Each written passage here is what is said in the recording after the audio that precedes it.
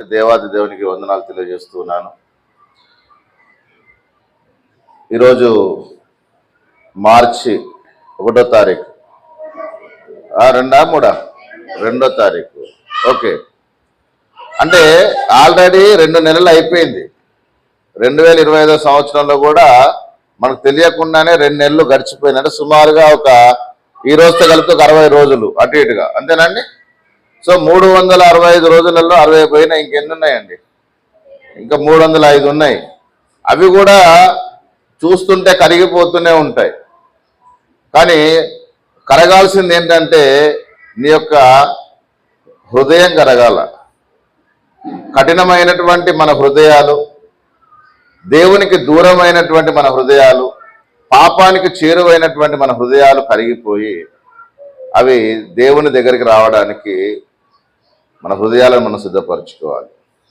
ప్రియమైనటువంటి దేవుని పిల్లారా, ఈరోజు కోపము అనేటువంటి అంశాన్ని గురించి మనం మాట్లాడుకునే ప్రయత్నం చేద్దాం. కోపం అంటే నీకు నాకు వచ్చే కోపం కాదు. ఎవరి కోపం తెలుసా? దేవుని కోపం. సో కొద్ది నిమిషాలు నేను దేవుని మాటలు మీతో పంచుకోవాలని ఆశపడుతున్నాను. సహజంగా మనుషులందరికీ కోపము ఎంత ఉంటుందో ప్రేమ కూడా అంతే ఉంటుందండి. కొన్నిసార్లు కోపము శాతం ఎక్కువ ఉంటుంది, ప్రేమ శాతం తక్కువ ఉంటుంది. కొన్నిసార్లు ప్రేమ శాతం ఎక్కువ ఉంటుంది, కోపం శాతం తక్కువ ఉంటుంది. కొన్నిసార్లు రెండు సమానమైనటువంటి స్థాయిలో ఉంటాయి. మనుషులుగా అది మనకు సాధ్యమే. మరి దేవుడికి కోపం వస్తుందా? రాదా? చాలా మంది ఏమంటారంటే దేవుడి కోపం ఎందుకయ్యా, ఆయన మనుషులు తప్పు చేస్తారని తెలియదా, మరి ఆయన ఎందుకు కోపపడాలి అనేటువంటి ప్రశ్నను వేస్తారండి. దేవుడికి కూడా కోపం వస్తుంది, దేవునికి కూడా బాధ అవుతుంది, దేవునికి కూడా దుఃఖం వస్తుంది మన విషయంలో. అయితే ఈ సమయంలో దేవుని వాక్యములో నుండి కొన్ని విషయాలను మనము ధ్యానం చేసే ప్రయత్నం చేద్దాం. యెషయా గ్రంథము 57వ అధ్యాయము 16వ వచనములో దేవుడు చెబుతున్నటువంటి ఈ మాటను ఒకసారి మనము జ్ఞాపకం చేద్దాం. యెషయా గ్రంథము 57వ అధ్యాయము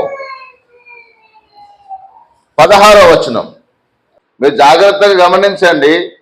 దేవుడు చెప్తున్న మాట ఏంటంటే, నేను నిత్యము కోపించువాడను కాను. అంటే అప్పుడప్పుడు కోపిస్తాడనేగా. వాడు ఏం మనిషిరా నాయన, ఎప్పుడు చూసినా అంత కోపంగా చిరాగ్గా ఉంటాడు, వాడికి అసలు నవ్వు అనేది రాదా, వాడికి జాలి అనేది ఉండదా, వాడిలో అసలు ఏమాత్రం కూడా మానవత్వం కనపడదా, ఎప్పుడు ముఖమంతా ఇలా చించుకొని ఉంటాడేంటి, వాడు సొమ్మంతోడు తిన్నట్టు అంటావా అనవా? అంటే కోపించేటువంటి వాడి ముఖము, అలాగే కోపించేటువంటి వాడి మాటలు మనకు ఈజీగా అర్థమైపోతుంటాయి. మనుషులుగా కొంతమంది ఎప్పుడు కూడా చిరాగ్గానే ఉంటారు. మాకు కూడా ఒక చిరాక్ స్టార్ ఉన్నాడు. రాక్ స్టార్ కాదండి, ఏం పేరు? చిరాక్ స్టార్. సో అలా దేవుడు నిత్యము మనుషునిలాగా కోపించేవాడు కాదు. కానీ ఆయన కోపం వస్తే మాత్రం అది ప్రళయమే. దేవునికి కోపం వస్తే అదేంటట? ప్రళయమే. మీరు ఒక విషయం గమనించండి, ఎప్పుడు కోపం రానోడికి రాక ఒకసారి కోపం వచ్చిందనుకో, వాడు విచక్షణ కోల్పోతాడు. వాడికి మంచి చెడు అనేది అర్థం కాదు ఇక. ఎందుకంటే వాడు ఆపి ఆపి ఆపి ఆపి ఒకేసారి బరస్ట్ అయిపోతాడు, పేలిపోతాడు. కాబట్టి అలాంటి వాడిని మనం కంట్రోల్ చేయడం చాలా కష్టం అండి. ఇప్పుడు మీరు ఆలోచించండి ప్రియులారా, దేవుడు కూడా మనలను లేదా మానవులను ప్రతి విషయంలో కర్ర పట్టుకొని నువ్వు ఇది చేయి, నువ్వు అది చేయి అని ఆయన గద్దిస్తున్నాడు అనుకోండి, మనకేమైపోద్ది? ఆయన మీద మనకు విరక్తి వచ్చేస్తుంది, అసహ్యం వేస్తుంది. అవునా? కొంతమంది పిల్లలు అంటారు, మా డాడీ ఎప్పుడు కూడా నన్ను కొడుతూనే ఉంటాడు, మా మమ్మీ ఎప్పుడు నన్ను తిడుతూనే ఉంటుంది, నా మీద ప్రేమ ఏమీ లేదు అని వాళ్ళు కంప్లైంట్ చేస్తూ ఉంటారు. కొంతమంది విద్యార్థులు ఉపాధ్యాయుల మీద కంప్లైంట్ చేస్తూ ఉంటారు, సార్ ఈ టీచర్ నన్ను ఎప్పుడు టార్గెట్ చేసి కొడతాడు అని. ఎందుకు టార్గెట్ చేస్తున్నాడు? నీ మీద ఏమైనా పగ?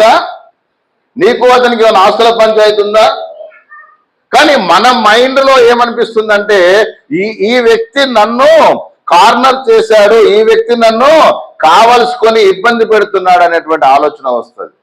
ఇప్పుడు ఆలోచించండి ప్రియులరా, దేవుడు చెప్తున్నటువంటి మాట ఏంటంటే, నేను నిత్యము కోపించువాడను కాను, మరి ఎల్లప్పుడూ కోపించువాడను కాను.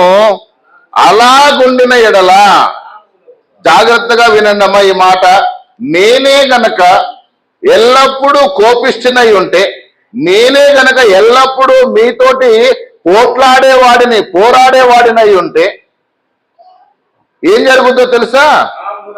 నా మూలముగా జీవాత్మ క్షీణించును, నా మూలముగా జీవాత్మ క్షీణించును, నేను పుట్టించిన నరులు క్షీణించిపోతారండి. ఒకవేళ దేవుడు నిత్యము కోపించడం మొదలు పెడితే ఏ ఒక్క శరీరి కూడా భూమి మీద బ్రతకడండి. అందుకే కీర్తనకారుడు అంటాడు 30వ అధ్యాయం 5వ వచనంలో, ఆయన కోపము నిమిష మాత్రముండును, ఆయన దయ ఆయుష్కాలమంతా ఉంటుంది. ఒకవేళ దేవుడు నీ మీద కోపగిస్తే, నీ మీద ఆయనకు కోపం వస్తే, ఆ కోపం ఎంతసేపు ఉంటుందట? ఒక నిమిషమే ఉంటది. కానీ ఆయన దయ నీ ఆయుష్కాలం అంతా ఉంటది. సో దీన్ని బట్టి ఏమర్థమవుతుందంటే, దేవుడు నిత్యము పోరాడేవాడు కాదు, నిత్యము కోపించేవాడు కాదు. ఒకవేళ ఆయన నిత్యము కోపముతోనే ఉన్నాడు అనుకోండి, నిత్యము పోరాటము చేస్తూనే ఉన్నాడు అనుకోండి, నీతోటి నువ్వు బ్రతికేటువంటి అవకాశము లేదు. ఎందుకంటే నేను సృజించినటువంటి మనుషులు, నేను జీవాత్మ అనుగ్రహించినటువంటి ఈ యొక్క ప్రకృతి లేదా ప్రకృతిలో ఉన్నటువంటి మానవుడు, వాడు నశించిపోవడము దేవుడికి ఇష్టమా? ఎవడును నశింపవలెనని దేవుడు నిశ్చయించుకున్నాడండి. అవునా? ఎవరును నశింపవలెనని ఆయన ఇష్టపడక మీ ఎడల దీర్ఘశాంతము గలవాడై ఉన్నాడు. అవునా కాదండి? మరి దేవుడు ఒకవేళ నిత్యము కోపిస్తే ఏం జరుగుద్దో మనకు బైబిల్లో అనేకమైన ఉదాహరణలు తెలుసండి. ఒకసారి కోపం వచ్చింది, ఏం జరిగిందట? జల ప్రళయం వచ్చింది. మామూలు ప్రళయం కాదు ఇది. భూమి మీద ఉన్నటువంటి సకల జాతులు, జీవాత్మ కలిగిన ప్రతిది కూడా ఏమైపోయిందండి? మళ్ళా తిరిగి ప్రాణము పోసుకునేటువంటి పరిస్థితి లేకుండా పోయింది. దేవుడికి కోపం వస్తే అది చాలా తీవ్రంగా ఉంటది. మామూలు ఫైర్ ఉండదండి, వైల్డ్ ఫైర్ అట. సో మీరు ఆలోచన చేయండి, దేవుడు నిత్యము కోపిస్తే, ఆ మాట చూడండి, నేను పుట్టించిన నరులు ఏమైపోతారట? క్షీణించిపోతారు, నశించిపోతారు. అందుకనే దేవుడు నీ మీద ఎప్పుడు కోపం చేయట్లేడు. అప్పుడప్పుడు అంటారండి, తప్పు చేసేవాడిని చూసి, దేవుడు ఎందుకు వీడిని ఇంకా క్షమిస్తుండు, దేవుడు ఎందుకు వీడిని ఇంకా బ్రతికిస్తుండు, దేవుడు వీడిని ఎందుకు ఇంకా తీసుకోవట్లేడని నీకు ఎప్పుడైనా అనిపించిందా? ఆయన గనక మనలాగా ఆలోచిస్తే ఉదయం నుంచి సాయంకాలం లోపే నీ తల 1000 ముక్కలు అయిపోను కాక అంటే 1000 ముక్కలు అయిపోద్దా? మరి నిన్ను ఎందుకు ఆయన క్షమిస్తున్నాడో తెలుసా? నీవు క్షీణించిపోవడం ఆయనకి ఇష్టం లేదు. ఏ ఒక్కడు కూడా నశించడము దేవుని యొక్క చిత్తము కాదండి. ఒకవేళ నీవు ఘోరమైనటువంటి హంతకుడివా, నువ్వు మారు మనసు పొందడానికి అవకాశం కల్పిస్తున్నాడు. నువ్వు ఘోరమైనటువంటి వ్యభిచారివా, నీకు మారు మనసు పొందడానికి దేవుడు అవకాశం ఇస్తున్నాడు. నువ్వు ఘోరమైనటువంటి లోభము కలిగినటువంటి వాడివా, దేవుడు నీకు మారు మనసు పొందడానికి అవకాశం ఇస్తున్నాడు. నువ్వు నిత్యము కోపించేవాడివా, దేవుడు నీకు మారు మనసు పొందడానికి అవకాశం ఇస్తున్నాడు. నువ్వు తాగుబోతువా, నీకు దేవుడు మారడానికి అవకాశం ఇస్తున్నాడు. ఇలా నీ మీద ఆయన కనికర పడుతున్నాడు. నీవు నశించిపోవడం ఆయనకి ఇష్టం లేదు కాబట్టి ఆయన నీ మీద జాలి పడుతూ ఉన్నాడు, నీ మీద దయ చూపిస్తూ ఉన్నాడు. అంతేగాని నువ్వు ఎందుకయ్యా ఇంకా కోప్పడతలేవంటే, ఒకసారి కోప్పడితేనేమో ఏదంత తోట నుంచి బయటికి వెళ్ళగొట్టాల్సి వచ్చే, ఒకసారి కోప్పడితేనేమో భూమి మీద ఉండకుండా సర్వనాశనం చేయాల్సి వచ్చే, ఒకసారి కోప్పడితేనేమో ఇశ్రాయేలు రాజుగా ఉన్నటువంటి అధికారాన్ని తీసి పారవేయాల్సి వచ్చే. ఇలా మీరు గమనిస్తే దేవునికి కోపము పుట్టించిన సందర్భాలలో దేవుడు వారిని చంపడానికి ఇష్టపడలేదు, కానీ వారిని ఆ ప్రాంతము నుండి, ఆ యొక్క అధికారం నుండి తొలగించాడు తప్ప వారు అంత సులువుగా మట్టు పెట్టలేదండి. సో ఇక్కడ మీరు గమనించగలిగితే కారణం ఏంటంటే, భూమి మీద ఉన్నటువంటి ఏ జాతి వాడైనా, ఏ కులము వాడైనా, ఏ మతము వాడైనా, ఏ ప్రాంతము వాడైనా ఎవరి మనిషి అండి వాడు? దేవుని ద్వారా పుట్టించబడినటువంటి వాడే. అందరూ అంటుంటారండి, ఇప్పుడు ఈ పిల్లగాడు పుట్టిండు, ఈయన దేవుడి వల్ల పుట్టిండా? కొంతమంది మూర్ఖులు తయారయ్యారు ఈ మధ్య. ఖచ్చితంగా ఆ పిల్లవాడు దేవుని వల్లనే పుట్టాడు. ఎందుకో తెలుసా? నీవు నీ తల్లి గర్భములో ప్రవేశించిన దినము నీకు తెలుసా? నీవు నీ తల్లి గర్భంలో ప్రవేశించిన విషయము నీ తల్లికి ఏమైనా తెలుసా? నువ్వు నీ తల్లి గర్భంలో ప్రవేశించినప్పుడు నీ తండ్రి సహకారం లేకుండా నువ్వు అందులో ప్రవేశించలేదు, కానీ ఆ విషయం నీ తండ్రికి తెలుసా? మరి ఎవరికి తెలుసు?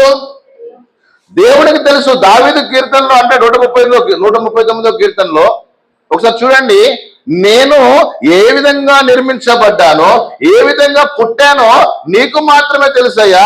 నా తల్లికి తెలియదు, నా తండ్రికి తెలియదు, నా తోబుట్టులో తెలియదు, ఆఖరికి స్కానింగ్ చేసే డాక్టర్ కూడా తెలియదు. నువ్వు ఏ సమయానికి నీ తల్లి గర్భంలో ప్రవేశించావో ఏ స్కానింగ్ డాక్టర్ కూడా తెలియదండి.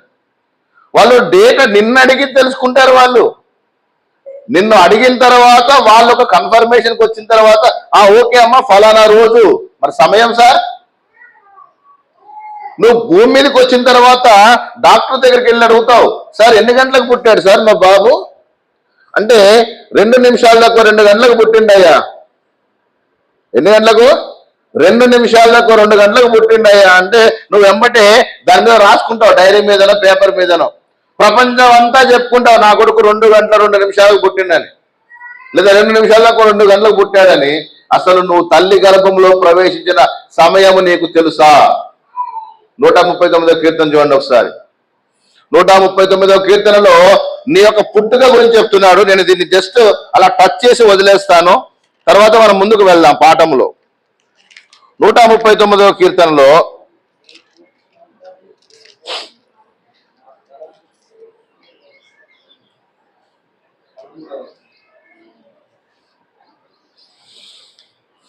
పదహారవ వచనం, నేను పిండమునై ఉండగా నీ కన్నులు నన్ను చూచెను. నేను పిండమునై ఉండగా నీ కన్నులు నన్ను చూచెను. నా దినములన్నీ నీ గ్రంథములో లిఖితములాయెను. అంటే నీవు గర్భములో ప్రవేశించిన దినము, ఆ డేట్ ఎవరి దగ్గర ఉంది? బయటకు ఎత్తుకోరా. ఎవరి దగ్గర ఉంది డేట్? డాక్టర్ దగ్గర ఉందా? పోనీ మీ తల్లిదండ్రుల దగ్గర ఉందా? నీవు తల్లి గర్భములో ప్రవేశించిన దినము నిన్ను కన్న తండ్రికి తెలుసు. కన్న తండ్రి అంటే భూమి మీద ఉన్న తండ్రి కాదు, నిన్ను పుట్టించినటువంటి వాడు, నిన్ను సృజించినటువంటి దేవాది దేవునికి తెలుసు. అందుకే నిన్ను చంపడము, నీ మీద పగ తీర్చుకోవడము, నీ మీద నిత్యము కోపించడము ఆయనకు ఇష్టము లేదు. ఒకవేళ నేను పగ తీర్చుకోవడం మొదలు పెడితే గంటకు ఏమి లేచిపోతాయి? కంఠాలు తెగిపోతాయి. గంటకు కంఠాలు తెగిపోతాయి. జాగ్రత్త. అలాంటి దేవుడు కాదు మన దేవుడు. ఆయన ప్రేమాపూర్ణుడు, ఆయన కృప సమృద్ధి కలిగినటువంటి వాడు, కృపా సత్య సంపూర్ణుడు ఆయన. ఇక రెండవ విషయాన్ని మనం చూడగలిగినట్లయితే కీర్తనల గ్రంథము 78వ కీర్తన 38వ వచనంలో ఏమంటున్నాడో ఒకసారి చూద్దాం ప్రియులారా. కీర్తనల గ్రంథము 78వ కీర్తన 38వ వచనంలో చెప్తున్నాడండి, అయితే ఆయన వాత్సల్య సంపూర్ణుడై వారిని నశింపజేయక వారి దోషమును పరిహరించు వాడు, తన ఉగ్రతను ఏమాత్రమును రేపుకొనక పలుమారు కోపము అణచుకొనువాడు. ఎవరైనా నిన్ను నిర్మించిన, నిన్ను సృజించిన, నిన్ను పుట్టించిన నీ దేవుడు, నన్ను పుట్టించిన నా దేవుడు, ఆయన 24 గంటలు వైఫై లాగా కోపాన్ని పక్కన పెట్టుకొని ఉన్నాడట. ఏమన్నాడండి? అయితే ఆయన వాత్సల్య సంపూర్ణుడు. ఎంత గొప్ప మాట తెలుసా అండి? నీ దేవుడు వాత్సల్య సంపూర్ణుడై వారిని నశింపచేయక వారి దోషము పరిహరించువాడు. ఇక్కడ కింద ఫుట్నోట్లో ఏముందో తెలుసా అండి? దోషములను ప్రాయచిత్తము చేయువాడు అనగా నీ దోషములను క్షమించువాడు. ఆయన నీ దోషములన్నీ క్షమించువాడు, నీ సంకటములన్నీ కుదుర్చువాడు. ఎక్కడుంది మాట? ఎక్కడుంది చూడండి ఒకసారి. 103వ కీర్తన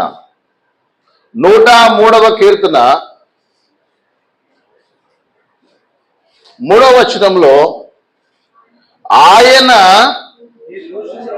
నీ దోషములన్నిటినీ క్షమించువాడు, నీ సంకటములన్నిటినీ కుదుర్చువాడు. ఆయన నిత్యము కోపించేవాడు కాదు, ఆయన నిత్యము పగ తీర్చుకునేవాడు కాదు. ఆయన సంపూర్ణమైనటువంటి వాత్సల్యత గలవాడు. ఆయన నీ మీద కరుణా కటాక్షములను చూపేటువంటి వాడు. అర్థమవుతుందా? సో అందుకే ఏమంటున్నాడంటే ఆయన నీ దోషములన్నిటినీ క్షమిస్తాడు, నీ సంకటములన్నిటినీ కుదుర్చేవాడు. అందుకే తన ఉగ్రతను ఏమాత్రమును రేపు కొనక, అంటే మీకు ఒక మాట చెప్తానండి. నేను మీకు కోపం పుట్టించాను అనుకోండి, ఏదో కోపం వచ్చి ఒక మాట అన్నాను అనుకోండి, మీరు ఏం చేస్తారు చెప్పండి? సర్లే మన బ్రదరే కదా ఒక మాట అంటే అన్నాడని ఊరుకుంటారా? అదే మాటను పట్టుకొని దాన్ని రకరకాలుగా దాన్ని ఉద్రేకపరిచి దానికి ఇంకొంచెం మసాలాలు జోడించి దాన్ని ఇంకొక కోణములోకి తీసుకొని వెళ్ళి, ఇప్పుడు నువ్వు ఈ మాట ఎందుకన్నావు చెప్పు, ఈ మాట అనడం వల్ల నీ ఉద్దేశం ఏంది చెప్పు అని దాన్ని గుద్ది ఆ పంచాయతీని ఏం చేస్తారంటే కొట్టుకొని చంపుకునేలాగా తెచ్చుకుంటారండి. కుటుంబాలలో ఎక్కువగా ఇలాంటివి జరుగుతూ ఉంటాయి, సమాజంలో ఎక్కువగా ఇలాంటివి జరుగుతూ ఉంటాయి, సంఘాలలో ఎక్కువగా ఇలాంటివి జరుగుతూ ఉంటాయి. ఒక చిన్న మాటను పట్టుకొని దాన్ని పెద్ద భూతత్వంలో పెట్టి చూసి సమస్యను పెద్దగా చేసుకొని కొట్టుకునే కాడికి పోతుంది, చివరికి చంపుకునే కాడికి పోతుంది. అలా చంపాలంటే నాకు చేత కాదా? మిమ్మల్ని రెచ్చగొట్టి చంపడం నాకు చేత కాదా? మిమ్మల్ని ఉద్రేకపరిచి చంపడం నాకు చేత కాదా? నేనేమో నా కోపాన్ని అణుచుకుంటుంటే, నేనేమో నాకున్నటువంటి ఆవేశాన్ని తగ్గించుకుంటుంటే, మీరెందుకురా బాబు పంచాయతీలు పెట్టుకొని కోపాలు పెంచుకొని అవునా ప్రాణాల మీదకి తెచ్చుకుంటారు? పగ తీర్చడం నా పని, నేనే ప్రేమిస్తున్నాను కదా, నేనే క్షమిస్తున్నాను కదా, అవునా? మన దోషములన్నీ క్షమించేవాడు, మన సంకటములన్నీ కుదిర్చేవాడిని నేనున్న తర్వాత మీ గొడవ ఏంట్రా బాబు మధ్యలో అని దేవుడు అడుగుతున్నాడండి. ఆయన ఏమంటున్నాడట? తన ఉగ్రతను ఏమాత్రము రేపు కొనక పలుమారు కోపమును అణుచుకొనువాడు. ఈరోజు అదే దేవుని కుమారుడుగా కుమార్తెగా నీ కోపాన్ని నువ్వు అణుచుకుంటున్నావా? నీ కోపాన్ని నువ్వు అదుపులో పెట్టుకుంటున్నావా? అందుకే ఎఫెసీ పత్రిక 4:26 ఏం చెప్పాడు తెలుసా అండి? కోపపడుడి గాని పాపము చేయకండి, సూర్యుడు అస్తమించే వరకు మీ కోపము నిలిచి ఉండకూడదు. పాపం చేసేంత కోపం నీలోనికి రానివ్వకు. దేవుడే క్షమించడానికి సిద్ధంగా ఉన్నప్పుడు మనుషులంగా మనం ఏం చేయాలట? ఏం చేయాలండి? మీరు ఒకరినొకరు క్షమించుకునుడి. లూకా సువార్త 8వ అధ్యాయంలో చెప్తాడు, క్షమించుడి, అప్పుడు మీరు క్షమించబడతారు. మరి ఇన్ని విషయాలు నీకు తెలిసిన తర్వాత నిన్నే క్షమించమని సలహా ఇచ్చినటువంటి దేవుడు ఆయన ప్రతిరోజు కోపడతాడండి. అందుకే ఆయన నిత్యము కోపించేటువంటి దేవుడు కాడు. మూడవ విషయాన్ని చూద్దాం. 103వ కీర్తన 103వ కీర్తన 9వ వచనం నుండి మనం చూద్దాం. ఆయన ఎల్లప్పుడూ 24 గంటలు పంచాయతీలు కావద్దండి. ఆయన నిత్యము కోపించువాడు కాడు, మన పాపములను బట్టి మనకు ప్రతీకారము చేయలేదు, మన దోషములను బట్టి మనకు చాలండి. ఇక్కడ ఈ మాట మీకు అర్థమవుతుందా? నువ్వు చేసే వెధవ పనులన్నిటికీ ఆయన ఒక మానవునిలాగా వెంటనే నేనైతే క్షమించను, పనిష్మెంట్ ఇస్తా అంటున్నాడా? దేవుడు ఇందాకేం చెప్పానండి? ఏ పూర్ణుడు ఆయన? వాత్సల్య సంపూర్ణుడు. వాత్సల్య సంపూర్ణుడు కాబట్టి అక్కడ ఏమున్నాడంటే ఆయన ఎల్లప్పుడూ వ్యాజ్యమాడువాడు కాడు, ఆయన నిత్యము కోపించేవాడు కాడు. ఇంకేమంటున్నాడండి? మన పాపములను బట్టి మనకేం చేస్తలేనండి? ప్రతీకారం అంటే తెలుసా? చేసిన తప్పుకు శిక్ష. ఎవడైనా తప్పు చేస్తే ఇంట్లో ఉదాహరణకి భార్యాభర్తల మధ్యలో భర్త దృష్టిలో తప్పు అని తెలిసిందనుకోండి, ఆ రోజు భార్యకు చింతపండేగా. కొడతారా? తిడతారా? ఒకవేళ పొరపాటున భర్తే దొరికాడు అనుకోండి, దొరకక వారికి ఉన్నదిగా, నువ్వు ఈ రోజు 8 గంటలకు వస్తా అన్నావు, 8:30కు వచ్చావు, ఎక్కడికి వెళ్ళావు చెప్పు. అరగంటే కదమ్మా ఆలస్యమైందంటే నాకు ఏమి చెప్పొద్దు, నువ్వెందుకు ఆలస్యంగా వచ్చావు అంటే వీళ్ళు దేనికోసం ఎదురు చూస్తున్నారు? అవకాశం కోసం ఎదురు చూస్తుంటారు. ఎప్పుడు వ్యాజ్యం పెట్టుకోవాలి, ఎప్పుడు వీళ్ళ మీద ప్రతీకారం తీర్చుకోవాలి, ఎప్పుడు తెలుసా? ఛాన్స్ దొరికితే వదిలిపెట్టారండి. అవకాశం కోసం కాచుకుని కూర్చుంటారు కొంతమంది. దయచేసి ఆలోచించండి ప్రియులారా, నీ దేవుడు నీ మీద వ్యాజ్యము తీర్చడానికి, నీ మీద పగ తీర్చుకోవడానికి, నీ పాపములను బట్టి నీకు ప్రతీకారము చేయడానికి ఆయన ఎల్లప్పుడూ సిద్ధంగా లేడు. అలా ఒకవేళ ఉంటే నువ్వు చేసే ప్రతి పనికి ఏ రోజు నువ్వు దెబ్బలు తినాల్సి వచ్చు.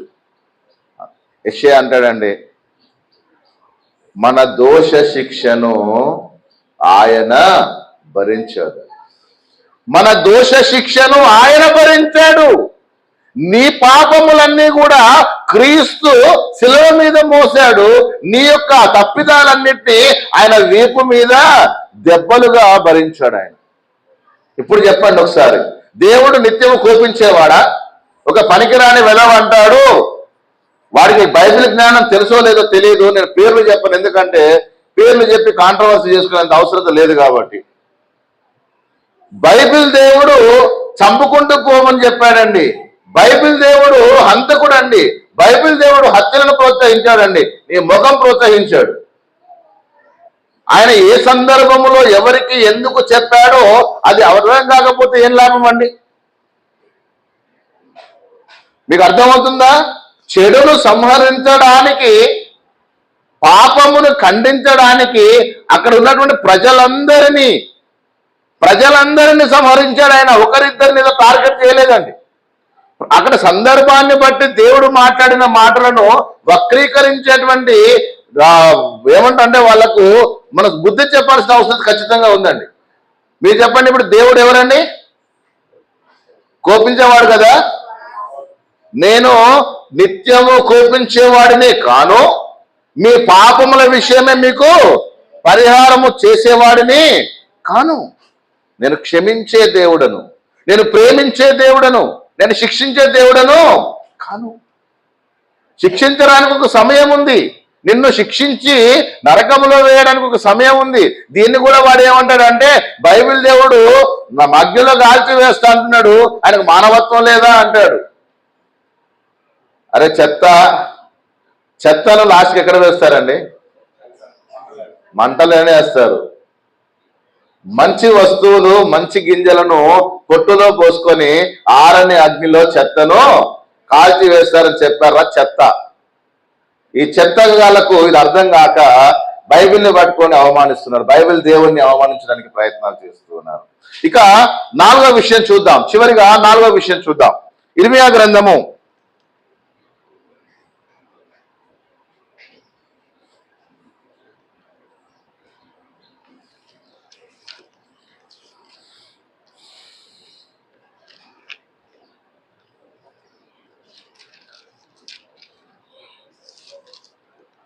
10వ అధ్యాయము 24వ వచనం. ఇర్మియా గ్రంథము 10వ అధ్యాయము 24వ వచనం. యెహోవా, నీవు నన్ను బొత్తిగా తగ్గింపకుండానట్లు నీ కోపమును బట్టి నన్ను శిక్షింపక. ఏమడుగుతున్నాడండి? నీ కోపమును బట్టి శిక్షిస్తే నేను ఉన్నాను. ఎందుకంటే ఆయన కోపము దీర్ఘకాలమైన కోపం కాదు, ఒక క్షణమే, ఒక క్షణం చాలు నేను నాశనం చేయడానికి. కానీ దేవుడు నీకు సుదీర్ఘమైనటువంటి అవకాశాన్ని ఇస్తాడండి. ఎన్నిసార్లు గద్దించినా వినని వాడు మరి తిరుగు లేకుండా హఠాత్తుగా నాశనం అవుతాడట. మీరు కోపమును తగ్గించుకోవడానికి, మీరు కోపములను అదేదో మాట ఉంటుంది కదా, మీరు కోపము తగ్గించుకోండి అని బైబిల్లో ఉంటుంది. సో ఇక్కడ మీరు గమనించండి, దేవునికి నీవు చేయాల్సినటువంటి ప్రార్థన చివరిగా ఏంటో తెలుసా? ఆయన కోపము మీద ప్రతీకారం తీర్చుకుంటే ఆయన కోపానికి నువ్వు బలైపోతావేమో అని ఈ భక్తుడు ఏమని చెప్తున్నాడు తెలుసా? యెహోవా, నీవు నన్ను బొత్తిగా తగ్గింపకుండానట్లు నీ కోపమును బట్టి నన్ను శిక్షింపక నీ న్యాయ విధిని బట్టి నన్ను నిన్నెరుగని అన్యజనుల మీదను నీ నామమును బట్టి ప్రార్థింపని వంశముల మీదను నీ ఉగ్రతను కుమ్మరించుము. వారు యాకోబును మృంగివేయుచున్నారు, నిర్మూలము చేయవలనని వారు అతన్ని మృంగివేయుచున్నారు, వాని నివాసమును పాడు చేయుచున్నారు.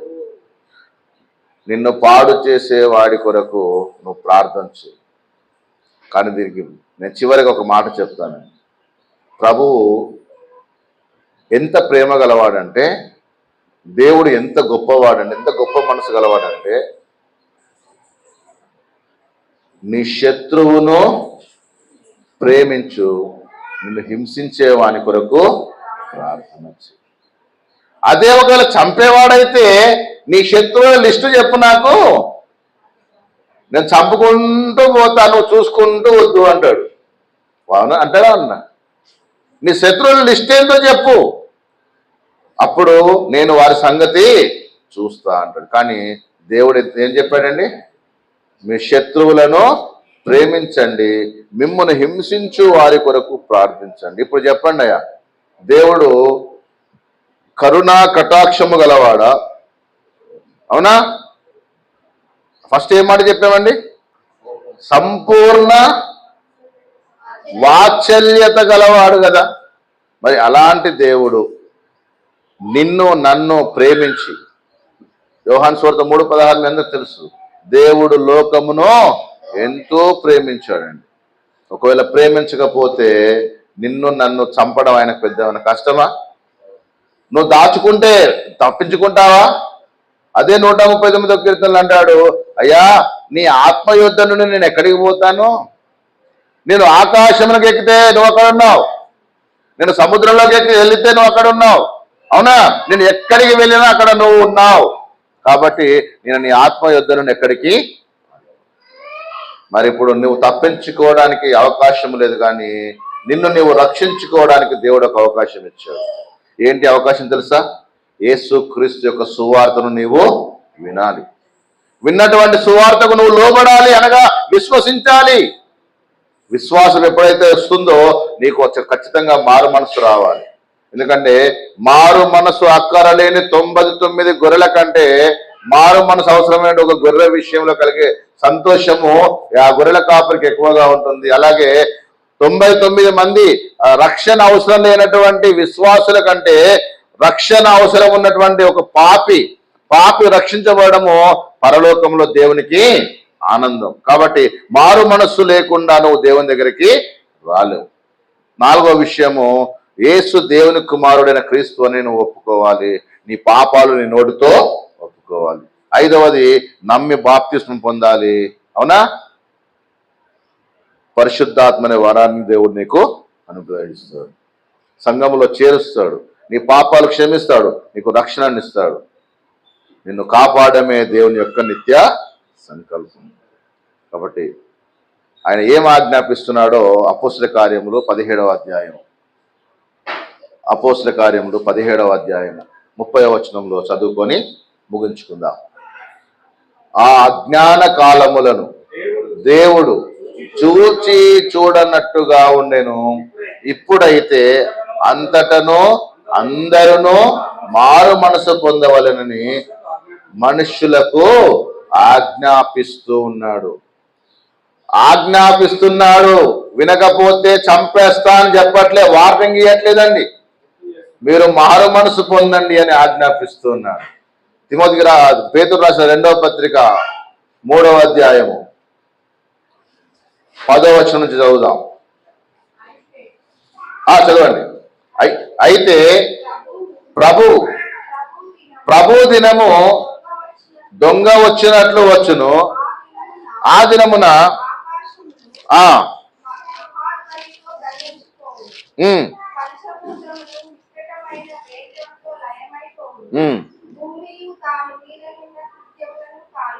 ఒక్క 9వ వచనం చదువుదాం.